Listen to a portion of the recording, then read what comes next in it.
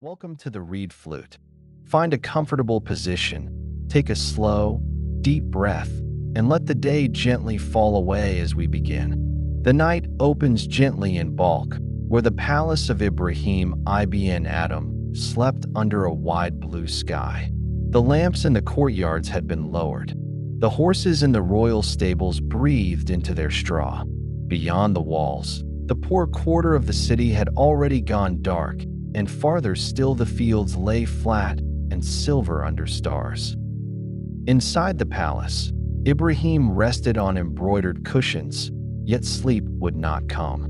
The silk beneath his hand was soft.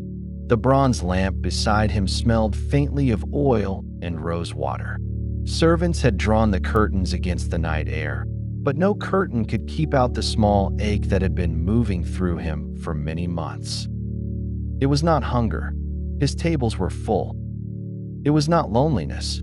Men bowed when he passed, and poets praised his name. It was something thinner and deeper, like the cry of a reed flute heard from far away. The reed had been cut from its bed and shaped by a knife, and now every breath through it remembered the place from which it had been taken. Ibrahim did not yet know that his own heart was such a reed.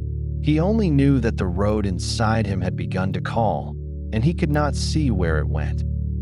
Near midnight, while the moon crossed the palace roof, Ibrahim heard footsteps above him. He opened his eyes.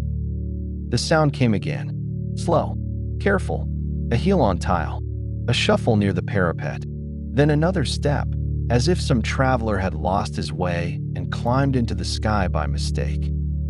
Ibrahim rose, wrapped his cloak around him, and went to the courtyard. He looked up. A shadow moved along the roofline. "Who is there?" he called. A voice answered from above, calm as a man speaking beside a well. "I am looking for my camel." The king stared into the dark. "On my roof?" "Yes," said the stranger. "My camel has wandered off." Ibrahim almost laughed. The absurdity was too plain. A camel among roof tiles, a desert beast stepping over carved gutters and painted beams. He said no one with sense would search for a camel in such a place. The stranger leaned over the edge, and for one breath his face caught the moon.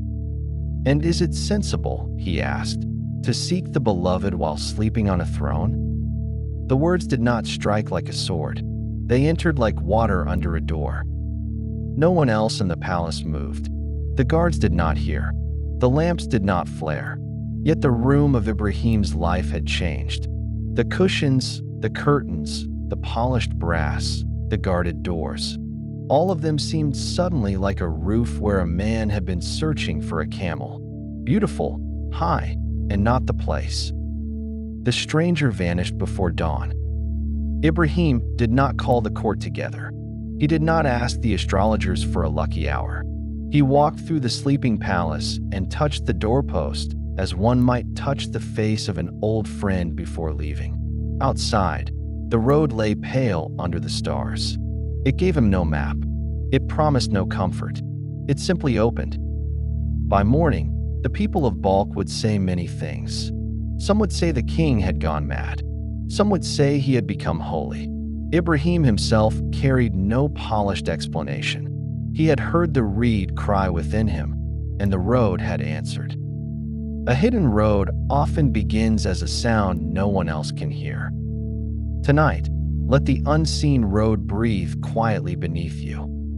The palace roof fades into the dark, and the next footfall moves toward water where Musa meets the green guide. At the meeting place of two waters, where the sea breathed against dark stones and the river carried moonlight into it, Musa came searching for the servant of God whom the old tellers call Khidr. The air smelled of salt and wet rope. A small fire had burned low on the shore. Fish scales glittered near a basket, and a gull slept with its head beneath one wing. Musa was a prophet, but even a prophet may be asked to walk where his sight is not enough.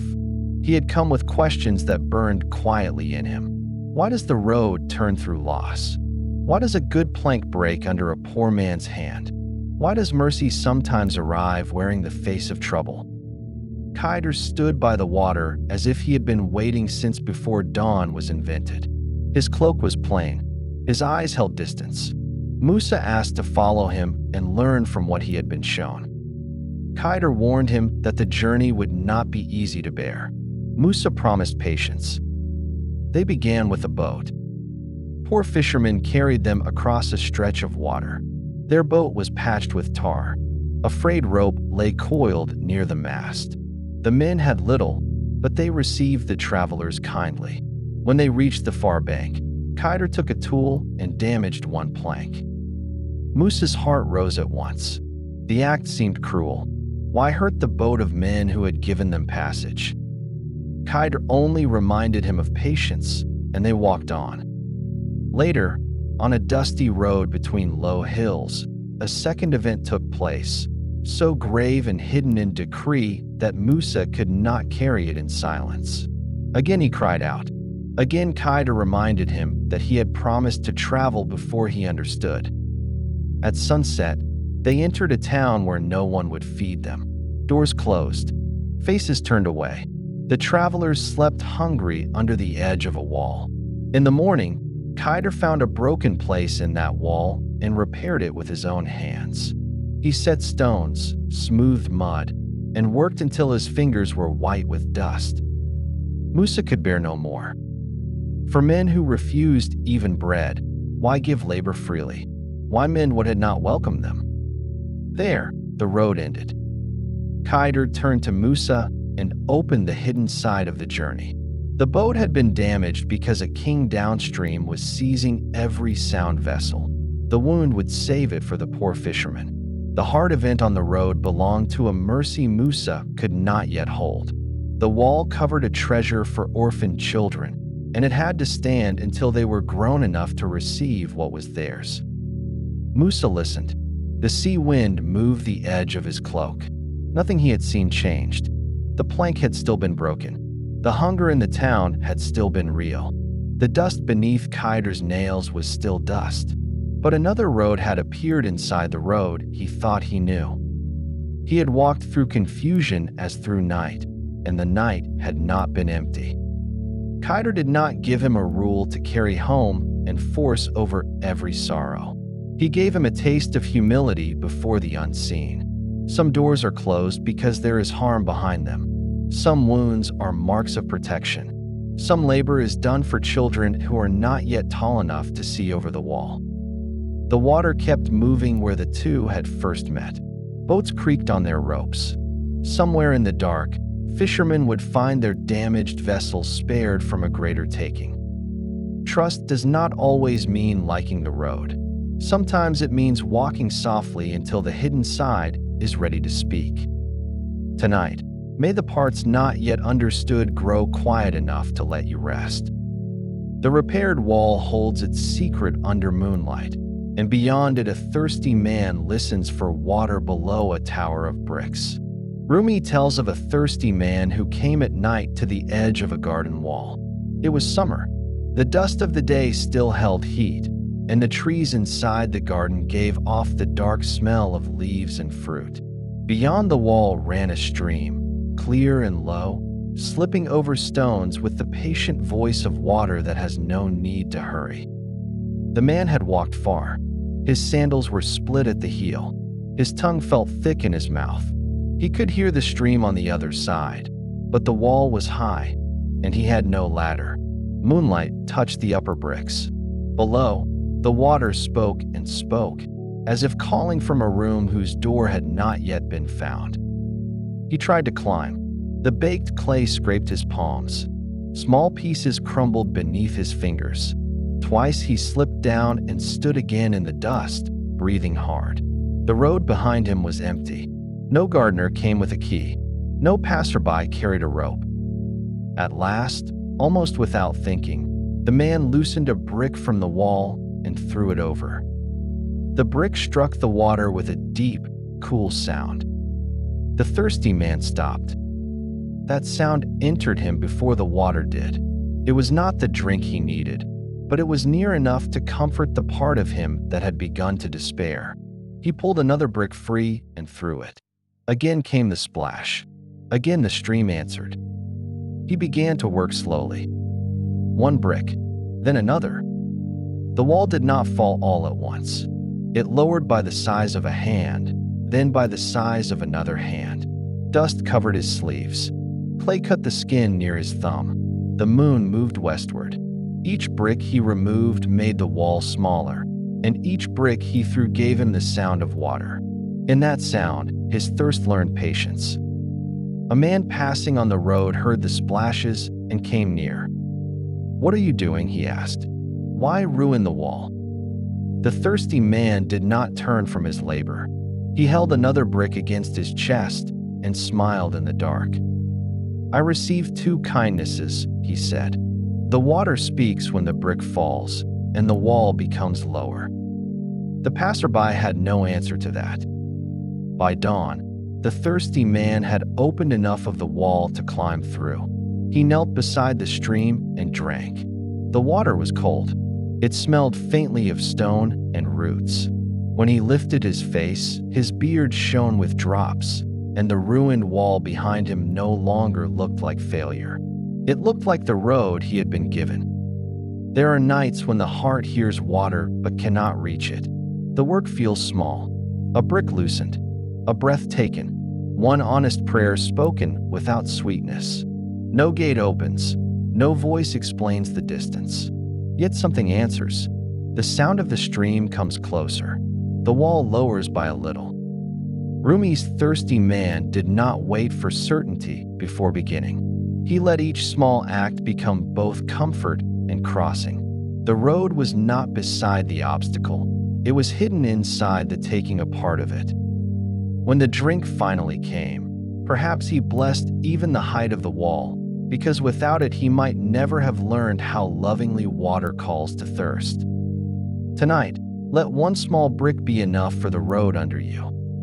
The stream runs on through the garden, and by its banks Sadi's tired feet enter a quiet house of prayer. Sadi, the traveler of Shiraz, once walked a road so hard and stony that each step seemed to enter the bone. The day had been long. Wind had lifted sand against his face. The hem of his robe was gray with dust, and the leather straps of his sandals had finally torn near the edge of a village. He carried the broken sandals in one hand and walked barefoot toward the mosque. Evening had settled. The first stars showed above the dome. A lamp burned near the entrance, its flame leaning whenever the door opened. Men were gathering for prayer, washing their hands and faces at the small pool in the courtyard. Water dripped from their fingers into the basin with a sound that made Sadi feel the dryness of his own throat. His feet hurt. The stones of the courtyard were cold in some places and still warm in others. His soles, cut from the road, knew each difference sharply.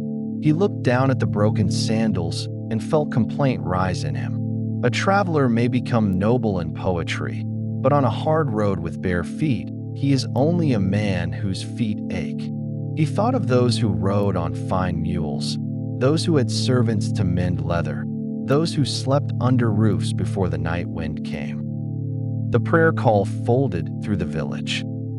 Sadi entered slowly, still carrying the torn sandals. Near one of the pillars sat a man wrapped in a plain cloak. He was quiet, neither begging nor speaking. When the lamp beside him shifted in the draft, Sadi saw that the man had no feet.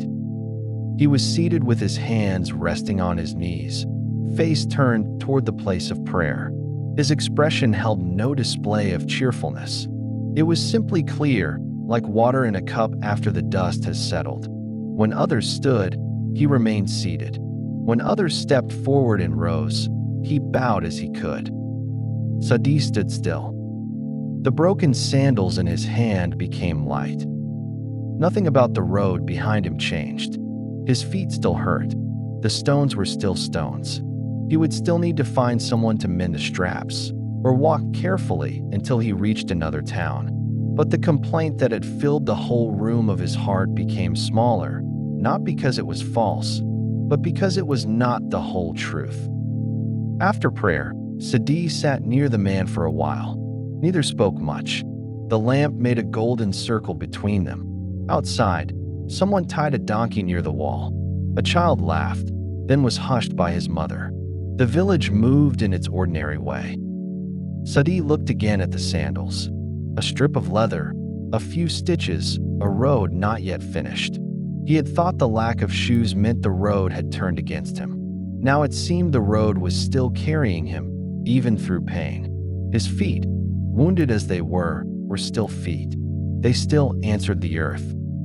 Later, when he wrote of the incident, people remembered it as a lesson in gratitude. But that evening, before it became a line in a book, it was quieter than that. It was a tired man in a mosque, a broken sandal in his hand, and another man's stillness opening a window where complaint had closed one. The heart does not have to deny its soreness in order to trust the road. It only has to let the lamp widen a little. Tonight, may the path beneath your tired places feel less empty. The mosque lamp burns low, and beyond the village gate a donkey waits with Nasreddin turned the wrong way toward the stars. One cool night, after the market of Axahir had folded its awnings and the sellers had covered their baskets, Nasreddin Haja prepared to travel with a group of young men who wanted instruction. They were full of questions.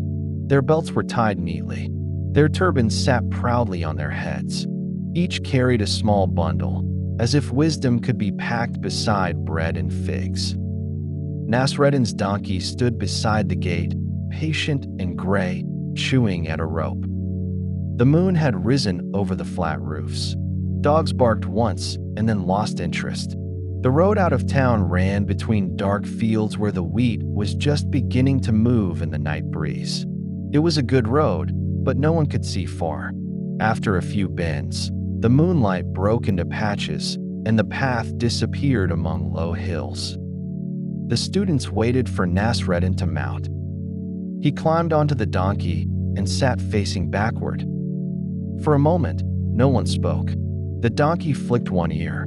Nasreddin settled his robe carefully, as if he had done the most natural thing in the world. His face turned toward the students, while the donkey's head pointed toward the road. At last one student coughed. "Master," he said gently, "you are sitting the wrong way." Nasreddin looked down at himself, then at the donkey, then at the young men. "Wrong way," he said. "That is a serious matter." Another student smiled. "The road is ahead, and you are facing us." Nasreddin nodded, as if this needed deep consideration. "If I face the road," he said, "then my back is to my companions. If I walk behind, then no one leads. If I walk ahead, perhaps the proud among you will stare at my back and think wisdom is only a robe moving in front of you. This way, I can see your faces, and the donkey can see the road." The students laughed, but softly, the kind of laughter that loosens a knot without cutting it. They began to walk. Nasreddin swayed backward on the donkey, looking at each student in turn. When one fell behind, he noticed. When another tried to appear braver than he felt, Nasreddin saw the tightness around his mouth. When a third kept looking into the dark hills, worried that the path might end, Nasreddin asked whether the stars had ever charged a traveler rent for shining. The road did not become straighter because of him. Stones still rolled beneath the donkey's hooves. Once they had to cross a dry stream bed, and the youngest student slipped on loose gravel. Nasreddin did not explain the whole journey. He only made the uncertainty less lonely by facing those who walked it. After some time, the students stopped laughing at the backward rider. The sight became ordinary. The donkey knew enough to put one hoof before another. Nasreddin knew enough to watch the human hearts behind him. Between them, the road was served. Near midnight, they came to a small caravanserai. A lamp burned above the door. Travelers slept under their cloaks in the courtyard. The donkey lowered its head toward a trough. Nasreddin dismounted with the same solemn care and turned to the students. They had learned no formal saying. No great doctrine had been handed to them. Yet the youngest one, who had feared the dark bends, felt something simple and useful. A guide does not always look like the road expects. Nasreddin dusted his robe and went in search of soup. The students followed, smiling in the starlight. Sometimes the path is trusted not because it is visible, but because companionship has turned its face toward fear. Tonight, may the road ahead be held by a kindness that can see you. The donkey drinks in the courtyard, and in the quiet grain sack of another traveler, tiny lives begin to stir. Bayazid of Batam was returning from a journey when he stopped in a town whose name had already begun to blur behind dust and distance. The market there was small. A few merchants sat beneath patched awnings. Dates lay in shallow baskets. A boy fanned flies from a tray of sesame cakes. Near the end of the lane, an old woman sold grain from a cloth spread on the ground. Bayazid bought a little grain for the road. The evening was warm. He tied the grain in a small pouch, placed it among his belongings, and continued toward Batam. The road passed through low hills, then through a stretch of open land where thorn bushes leaned in the wind. At night, he slept under the stars with the pouch beside him. In the morning, he walked again. By the time he reached home, his sandals were pale with dust. He entered his simple room, greeted those who came to see him, and set down his travel bag near the wall. A lamp burned in the corner. The smell of bread came from a neighbor's oven. Everything seemed settled. The road was behind him. Then he opened the pouch of grain. Tiny ants moved among the kernels.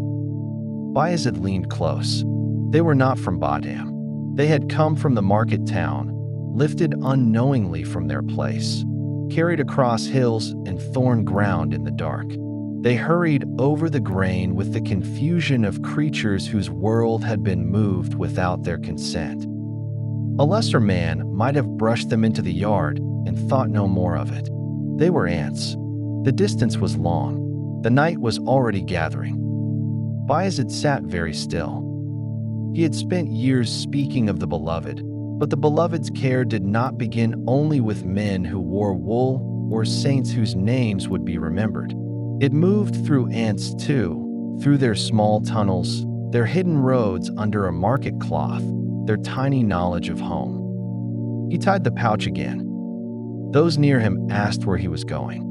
He said only that some travelers had been brought farther than they wished. Before dawn, Bayazid took the road back. No drum announced this journey. No disciple wrote verses about the greatness of ants. The path was hard because the body was tired. Dust entered his sandals again. He passed the same thorn bushes, the same low hills, the same dry stream bed. The pouch at his side seemed almost weightless, yet it changed the whole shape of the day. When he reached the market town, the sellers were just unfolding their cloths. The old woman looked up in surprise. Bayazid knelt near the place where he had bought the grain. He opened the pouch and gently shook the ants onto the earth. They scattered. Some disappeared beneath the edge of the cloth. Some vanished into cracks between stones. Bayazid watched until he could no longer tell one from another. He had lost time, according to the hurried world. He had gained nothing that could be measured. But the road he thought was finished had quietly asked for one more turning, and he had trusted even that small call.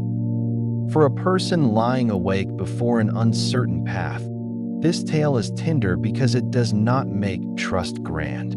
It makes it exact. Sometimes the unseen road is not a desert or a palace gate. Sometimes it is the humble return demanded by a few displaced ants. Bayazid rose and began the long walk home again. His pouch was empty. The morning light touched the grain seller's hands. In the dust near his feet, tiny tracks crossed and crossed until they were impossible to follow. Tonight, may even the small detours of the heart be allowed to guide you. The ants returned beneath the market stones, and farther west in Kanya a scholar's books wait beside dark water. In Kanya, Before Rumi became the turning flame later generations would remember, he was a scholar of great dignity. His students walked behind him through the lanes. His books were carried carefully. His words were weighed by men who loved order, law, grammar, and the clean arrangement of thought. One afternoon, as the sky darkened toward evening, Rumi sat near a pool with several volumes beside him. The water reflected a strip of indigo above the courtyard wall.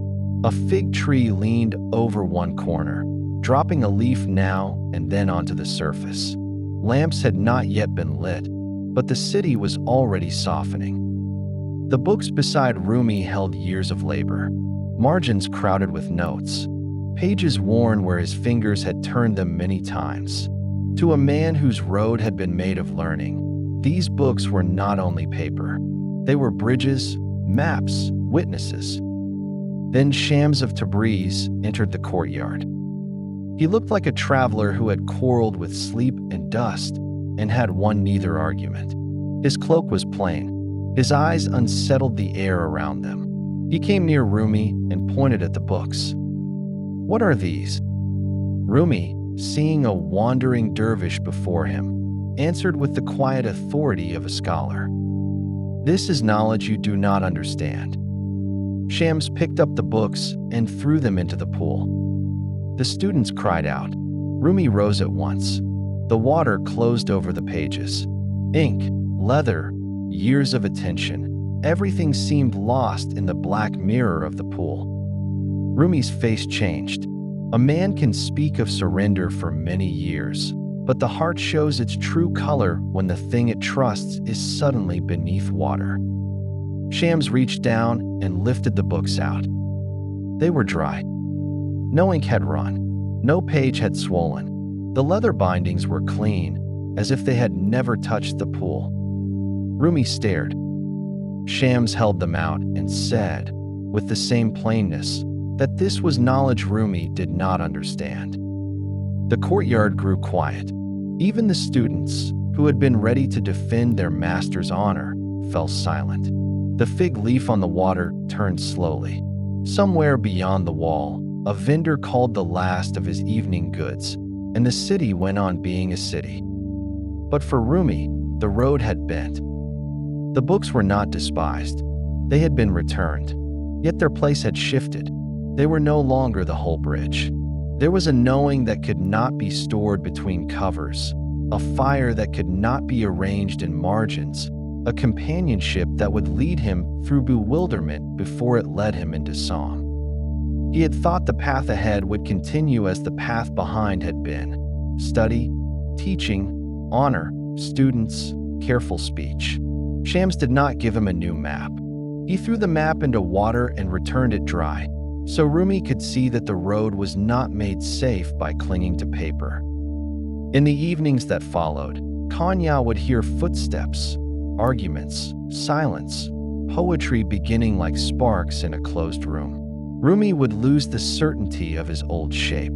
The reed would be cut more deeply, and because of that, it would sing.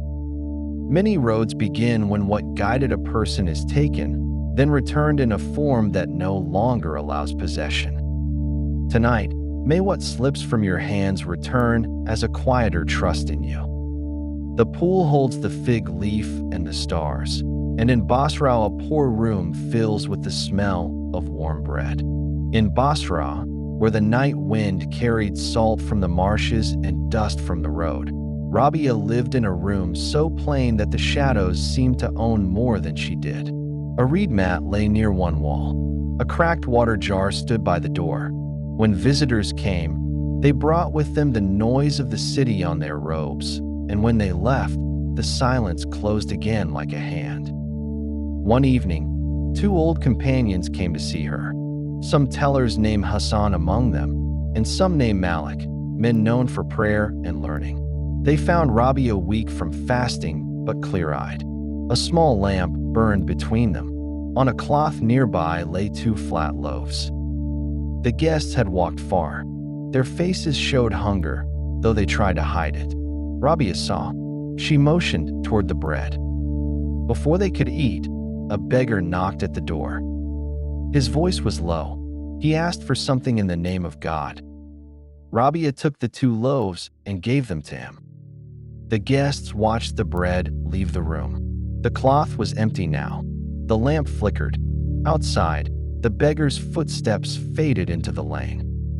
No one spoke for a while. One of the visitors looked at Rabia with wonder and perhaps a little concern. Trust is easy to praise when bread remains on the table. It becomes a more difficult guest when the table is bare.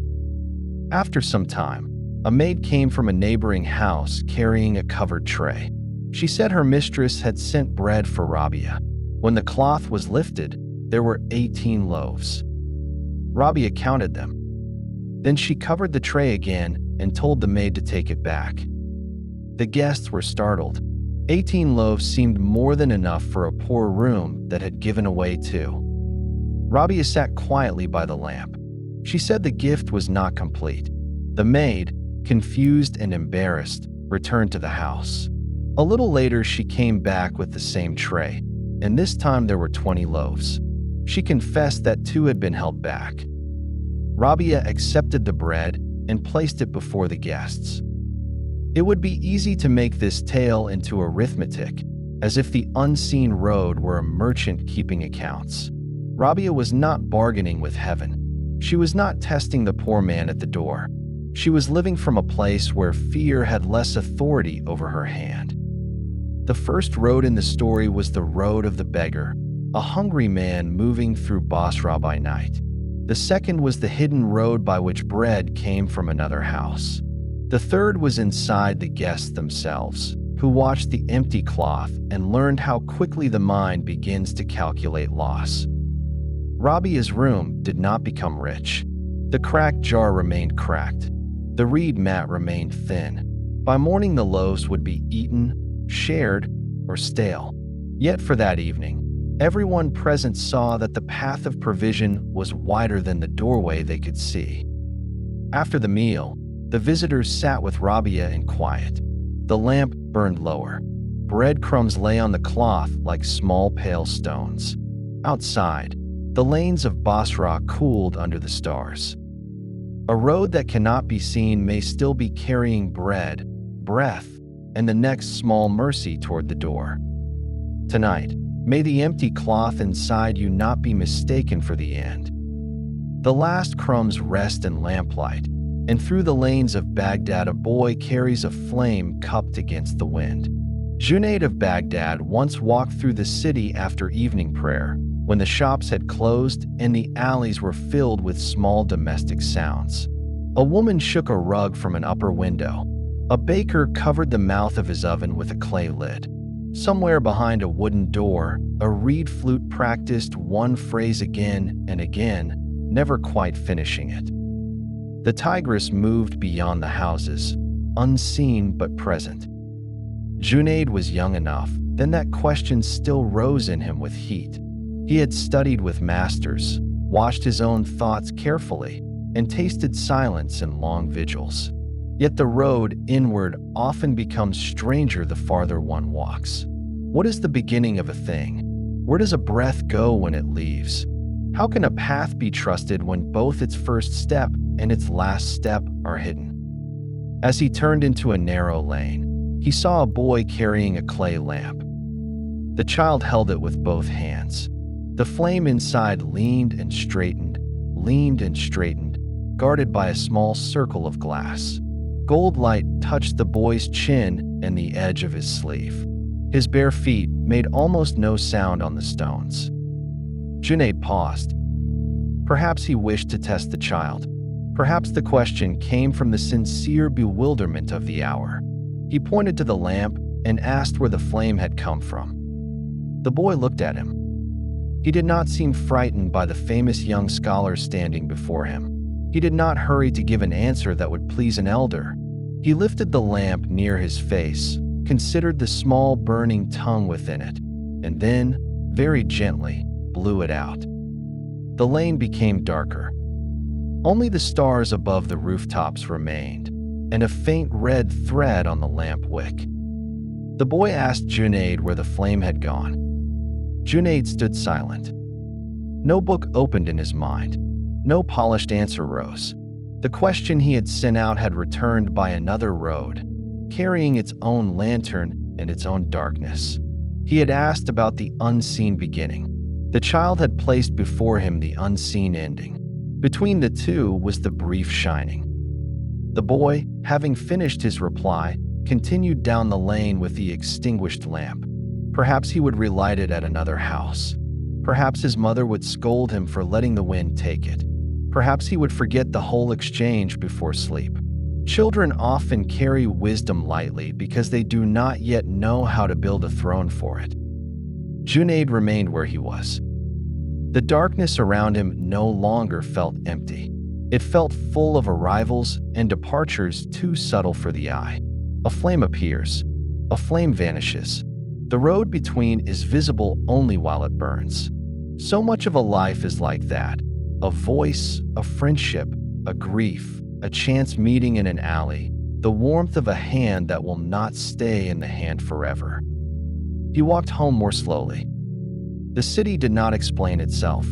The tigress did not step into the lane and draw a diagram in water. Yet Junayd had received a teaching from a child with a clay lamp. The road did not become less mysterious, but the mystery became less cold. Later, when others asked him about knowledge, he remembered that little red wick in the boy's calm eyes. He had wanted to know where the flame came from. The road had answered by asking him to bow before where it went. What appears for a little while is not less real because its coming and going are hidden. Tonight, may the flame of this moment be enough light for you. The boy's lamp cools in the dark, and beyond Baghdad the desert opens where Dinun meets a woman walking under stars.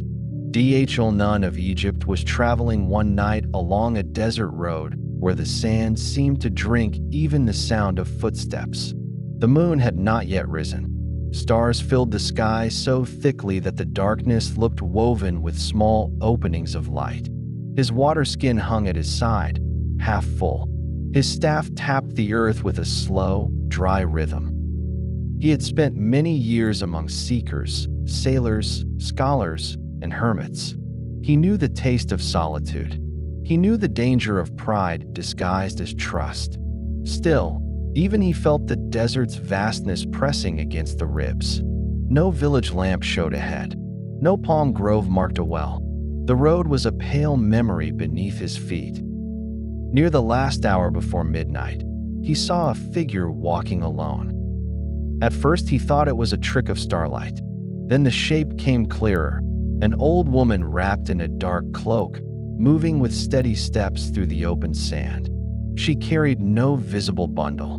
No servant walked beside her. No camel followed. Her hands were empty. Dhl greeted her and asked where she was going. She named a distant place. He looked around at the empty desert. The wind lifted a little sand across their sandals. Far away, a jackal cried and stopped. "Where is your provision?" he asked. The woman looked at him as one might look at a child who had mistaken the lamp for the dawn. She said that the one who had fed her before she met Dhl had not withdrawn from the road merely because the road had no houses. The words were plain. They were not loud. She did not speak as a performer of trust. She spoke as a woman answering a simple question.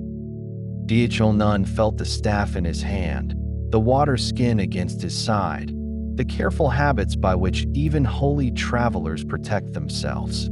There was no shame in carrying water. There was no virtue in foolishness. Yet the woman's emptiness was not carelessness.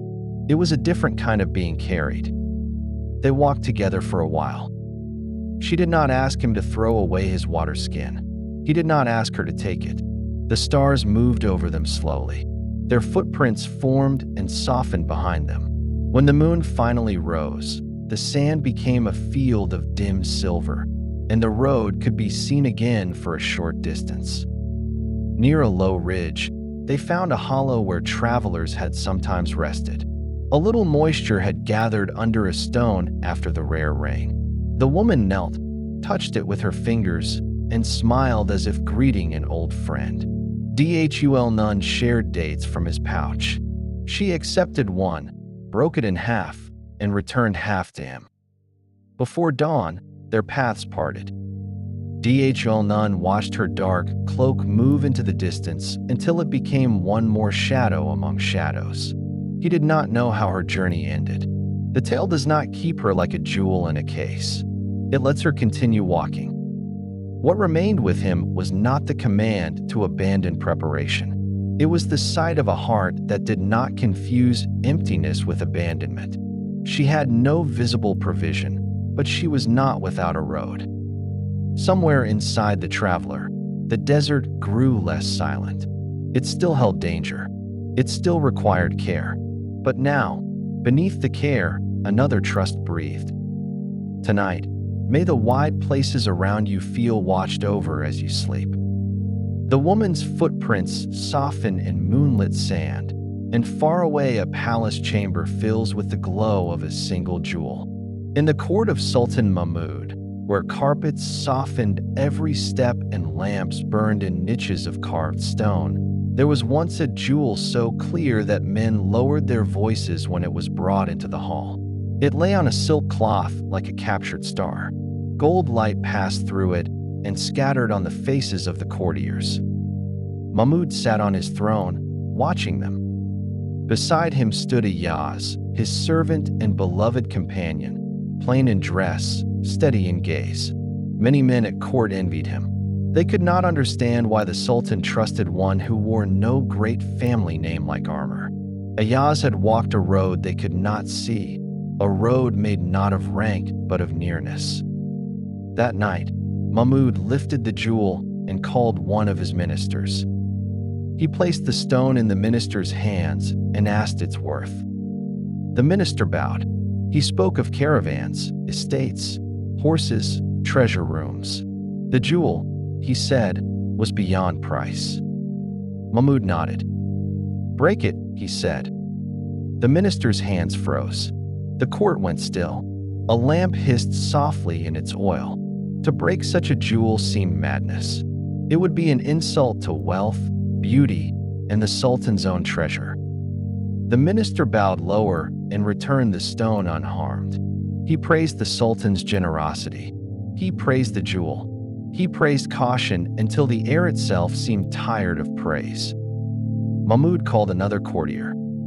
The same question, the same answer, the same command, the same refusal, wrapped in beautiful words. One by one, the men of the court protected the jewel from the Sultan's command, as if their disobedience were devotion. Each loved what could be seen, the gleam, the price, the admiration of other men, the safety of not doing a strange thing in public. At last Mahmud called Ayaz. He placed the jewel in his hands. Ayaz did not ask its worth. He knew the eyes of the court were upon him. He knew that if he broke it, men would call him foolish, violent, unworthy of favor. He also knew the voice that had called him. Mahmud said, "Break it." Ayaz took 2 stones and shattered the jewel.